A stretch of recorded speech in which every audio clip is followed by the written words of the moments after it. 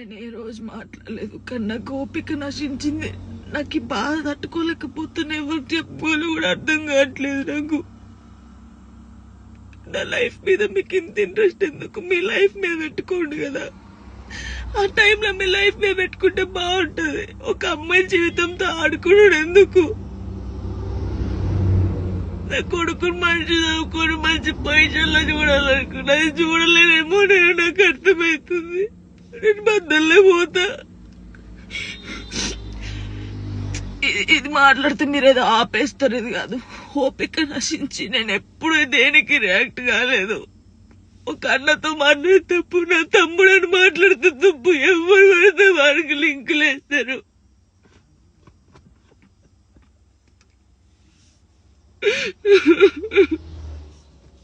నాతో అయితే లేదు.